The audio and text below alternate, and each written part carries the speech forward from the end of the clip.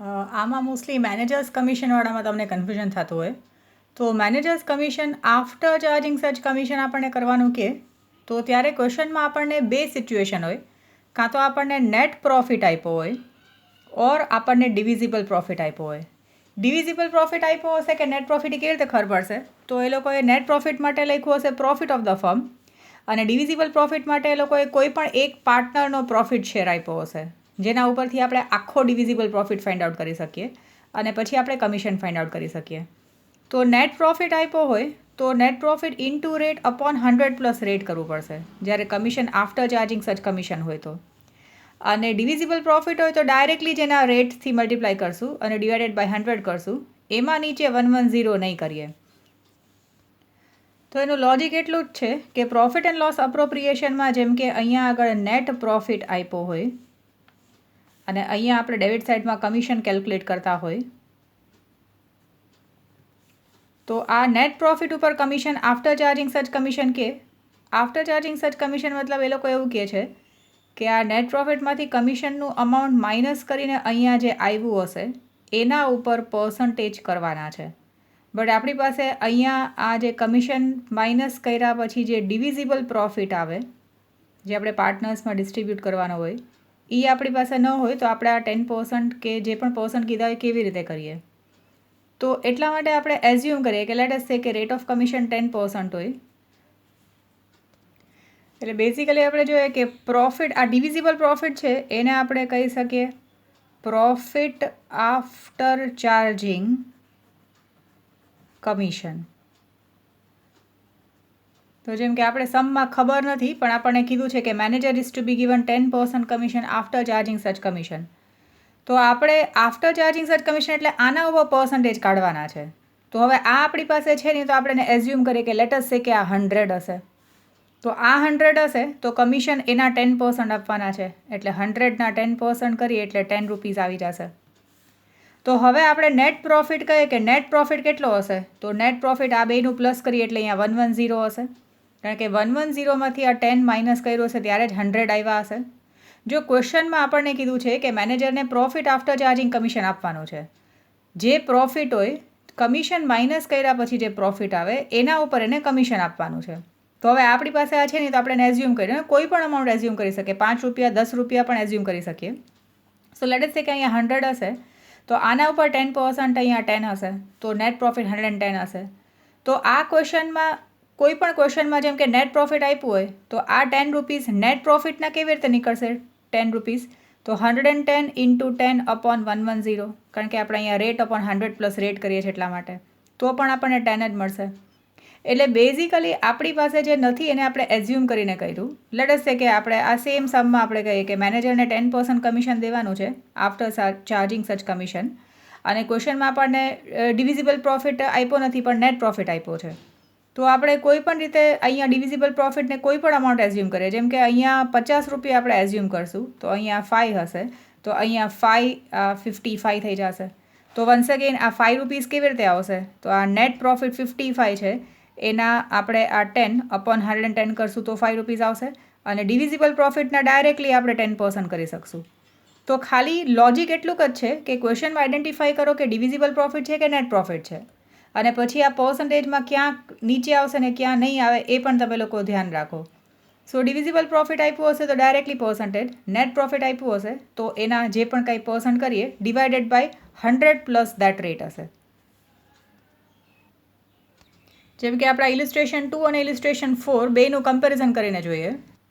તો તમે ઇલિસ્ટ્રેશન 2 અને ઇલિસ્ટ્રેશન 4નું કમ્પેરિઝન કરો તો બેમાં તમને 10% કમિશન છે. વર્ડ્સ પણ બે એક્ઝેક્ટલી સેમ છે, આફ્ટર ચાર્જિંગ સચ શેર ઓર આફ્ટર ચાર્જિંગ સચ કમિશન ઓર આફ્ટર ડિડક્ટિંગ સચ શેર ઓર કમિશન. તો સેન્ટેન્સ બે સેમ જ છે ને, એમાં કંઈ ક્વેશ્ચન પૂછવાનું કંઈ એમાં ડિફરન્ટ નથી. બટ તમે ઇલિસ્ટ્રેશન 2માં જોશો તો તમને એ લોકોએ નેટ પ્રોફિટ આપ્યું છે, પ્રોફિટ ઓફ ધ ફર્મ આપ્યો છે, એટલે નેટ પ્રોફિટ છે 1,65,000. તો હવે આપણે આનું કમિશન ફાઇન્ડ આઉટ કરીએ મેનેજરનું, તો આપણી પાસે આ નેટ પ્રોફિટ છે. એટલે હવે આપણે જેમ અહીંયા કર્યું હતું ને, નેટ પ્રોફિટ હોય તો ઇન્ટુ 10 અપોન 110 કરવું પડ્યું. તો આ લોજિક આ છે કે આ અમાઉન્ટ ઉપર આપણને એક્ઝેક્ટલી 10% આવશે. તો આ 1,65,000 નેટ પ્રોફિટ છે તો જેમ કે અહીંયા આ મેનેજર્સ કમિશન કરીએ, હિતેશ કમિશન છે, હિતેશ પાર્ટનર છે એને કમિશન આપવાનું છે. તો આપણે કરશું 1,65,000 ઇન્ટુ 10 અપોનમાં 110. તો એક એલસીમાં કરીને જુઓ તો તમે કેલ્ક્યુલેટ કરશો તો એ 1,15,000 આવશે. અને પછી 1,65,000માંથી આ 15,000 માઇનસ કરશો તો જે આવશે એ તમને ડિવિઝિબલ પ્રોફિટ આવશે, જે આપણે પાર્ટનર્સ કેપિટલમાં ટ્રાન્સફર કરવાનું હશું. તો એ હશે 1,65,000 માઇનસ 15,000 કરશો તો એ 1,50,000 આવશે. તો આપણે ચેક કરીએ તો 1,50,000 જો આપણને આપ્યું હોત તો આપણે ડાયરેક્ટલી જ એના 10% કર્યા હોત. બટ બિકોઝ આપણને નેટ પ્રોફિટ આપ્યું છે એટલે આપણે ઇન્ટુ 10 ડિવાઇડેડ બાય 110 અહીંયા કરવું પડ્યું. આફ્ટર ચાર્જિંગ સચ કમિશન છે એટલા માટે. તો અહીંયા પણ આપણને કમિશન મળી ગયું. અને એ ઇલિસ્ટ્રેશન 2માં કીધું હતું કે હિતેશને ફાઇનલી કેટલું મળે, તો હિતેશને કમિશનના 15,000 અને પ્રોફિટ શેરિંગ રેશિયો બધાનો ઇક્વલ છે, કારણ કે ક્વેશ્ચનમાં કેપિટલ રેશિયો છે. એટલે ત્રણેય જણાને 1,50,000 ડિવાઇડેડ બાય 3 પાર્ટનર્સ કરીએ, so each partner will get 50,000 અને હિતેશને મળશે 50,000 પ્લસ 15,000 કમિશનના, so Hitesh will receive 65,000 total amount from the firm. તો આ સમ બરાબર જોજો, ક્વેશ્ચન પહેલાં વાંચી અને પછી જોજો. સિમિલરલી તમારો ઇલિસ્ટ્રેશન 4 છે પેજ 17 ઉપર, એમાં તમે ક્વેશ્ચન વાંચશો તો એમાં પણ 10% કમિશન છે. બટ એમાં તમે સુરભી રિસીવ્સ આપ્યું છે. સુરભી રિસીવ થાય તો એ સુરભીને રિસીવ ક્યારે થતા હશે, જ્યારે અહીંયા ડિવિઝિબલ પ્રોફિટ કેલ્ક્યુલેટ કર્યું હશે.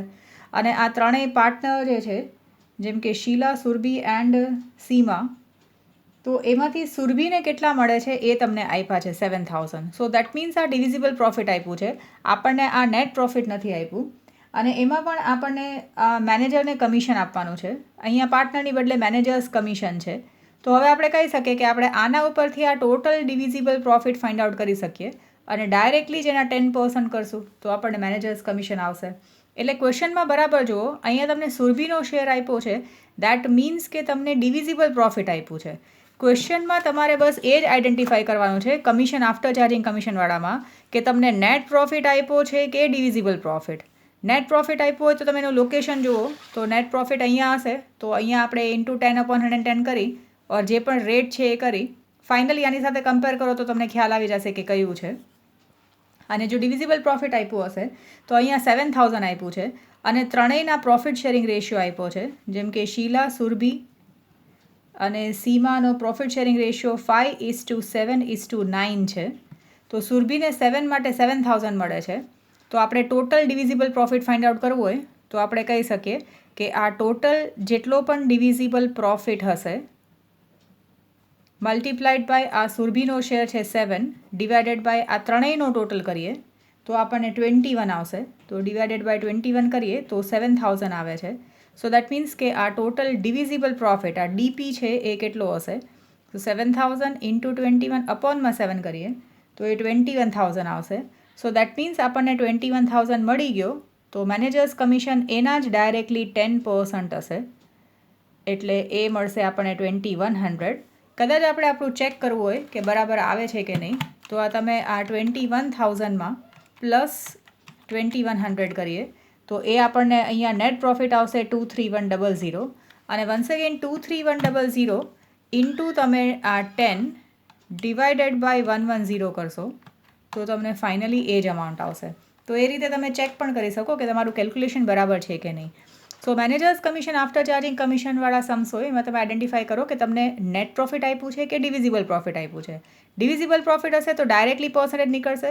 નેટ પ્રોફિટ આપ્યું હશે તો into rate divided by 100 plus rate હશે. પછી તમારા એક સમ્સ છે જેમાં પ્રોફિટ જે છે એ રોંગ રીતે ડિસ્ટ્રીબ્યુટ થઈ ગયો હોય. જેમ કે અહીંયા ક્વેશ્ચનમાં આપ્યું છે કે પ્રોફિટ ઓફ ધ પાર્ટનર્સ જે છે એ 48,000 છે, જે 2:1:3માં ડિસ્ટ્રીબ્યુટ થયું ઇન્સ્ટેડ ઓફ 3:1. તો રાઇટ રેશિયો જે છે એ છે 3:2:1 અને રોંગ રેશિયો જે છે એ છે તમારો 2:1:3. તો આપણે રાઇટ રેશિયોમાં આપણે અમાઉન્ટ કેલ્ક્યુલેટ કરીને જોઈએ કે રાઇટ રેશિયો પ્રમાણે એને કેટલા મળે. તો ટોટલ પ્રોફિટ 48,000 છે. સો 48,000 ઇન્ટુ 3 ડિવાઇડેડ બાય 3, 4, 5, 6. આનો ટોટલ 6 છે, આનો 3, 4, 5, આનો પણ 6 છે. તો આનું કેલ્ક્યુલેશન કરીએ 48,000 ઇન્ટુ 3/6. બીને મળવા જોઈએ 48,000 મલ્ટીપ્લાઇડ બાય 2/6 અને સીને મળવા જોઈએ 48,000 મલ્ટીપ્લાઇડ બાય 1/6. તો આ કેલ્ક્યુલેટ કરીએ તો એને મળવા જોઈએ 24,000, દેન 16,000 અને 8,000.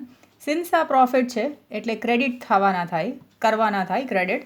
હવે રોંગ રેશિયોમાં જોઈએ કે રોંગ રેશિયોમાં કેટલા થઈ ગયા હશે ડિસ્ટ્રીબ્યુટ.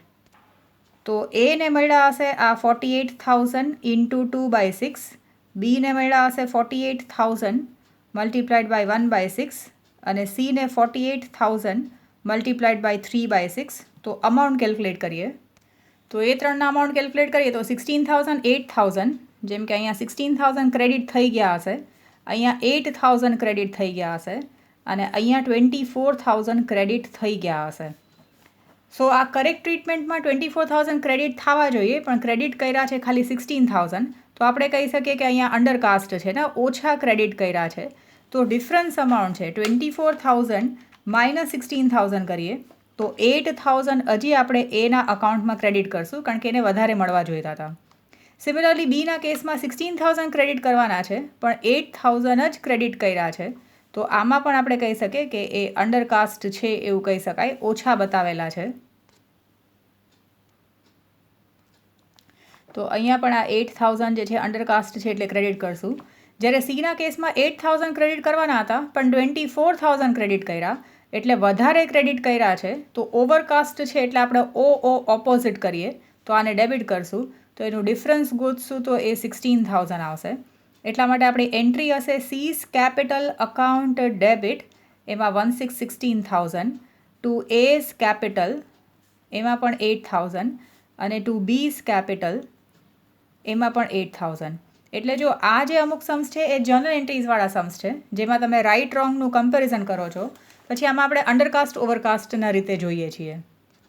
પછી બીજા સમ્સ છે એમાં ઇન્ટરેસ્ટ ઓન કેપિટલ મિસ્ડવાળા છે, તો એમાંય આપણે જનરલ એન્ટ્રીઝ કરીએ છીએ. પણ આ પ્રોફિટવાળામાં આપણે અંડરકાસ્ટ ઓવરકાસ્ટની રીતે સોલ્વ કર્યું, જ્યારે આમાં આપણે ડેબિટ ક્રેડિટને લીધે કરીએ છીએ. જેમ કે આ એ, બી અને સીના કેપિટલ બેલેન્સીસ છે 5,000, 3,000 અને 2,000. કોઈ વખત કેપિટલ રેશિયો આપ્યો હોય અને ટોટલ કેપિટલ આપ્યો હોય તો આપણે ફાઇન્ડ આઉટ કરવું પડે. તો આપણે કહીએ કે ઇન્ટરેસ્ટ ઓન કેપિટલ જે છે એ પાર્ટનર્સ કેપિટલ અકાઉન્ટમાં આપણે ક્રેડિટ સાઇડમાં લખશું. So at the rate of 10% કરીએ તો અહીંયા 500, 300 અને 200 ક્રેડિટ થવા જોઈએ પાર્ટનર્સ કેપિટલમાં. અને એ એક્સપેન્સ ફોર ધ ફર્મ છે, તો એના લીધે એટલો લોસ કે એક્સપેન્સ વધારે આવશે. તો પ્રોફિટ એન્ડ લોસ અપ્રોપ્રિએશનમાં આપણે ડેબિટ સાઇડમાં લખશું, તો એના લીધે જે લોસ હશે એ લોકો ડિસ્ટ્રીબ્યુટ કરશે પ્રોફિટ શેરિંગ રેશિયોમાં. ક્વેશ્ચનમાં પ્રોફિટ શેરિંગ રેશિયો નથી આપ્યો, તો આ બધાનો આપણે ટોટલ કરીએ તો આ 5, 6, 7, 8, 9 અને 10 છે. તો આપણે આ 1,000 ડિવાઇડેડ બાય 3 કરશું તો આપણને પોઈન્ટમાં આવશે. જેમ કે આપણને 333 આવે છે, તો આપણે કહી શકાય કે અહીંયા 333 ડેબિટ થશે, અહીંયા પણ 333 ડેબિટ થશે, એકમાં આપણે 334 કરી નાખીએ સો દેટ ટોટલ જે છે એ 1,000 થઈ જાય. તો હવે આપણે કમ્પેરિઝન કેવી રીતે કરીએ છીએ કે આપણે આ ત્રણેયમાં ડિફરન્સ પહેલાં તો ફાઇન્ડ આઉટ કરીએ. તો ડિફરન્સમાં આપણે સાઇન કઈ લગાવશું, તો આ બેમાં મોટું ક્રેડિટ છે 500 એટલે ક્રેડિટની સાઇન, અહીંયા ડેબિટની સાઇન, અહીંયા પણ ડેબિટની સાઇન. તો અકોર્ડિંગલી એન્ટ્રી થશે. તો અહીંયા આપણે એન્ટ્રી આવી રીતે થશે, આ બી ને સીનું ડેબિટ અને એનું જે છે એ ક્રેડિટ થશે. લાઈક એને જેટલા મળશે એની સામે એની પાસેથી કેટલા લેવાના થશે, અકોર્ડિંગલી એ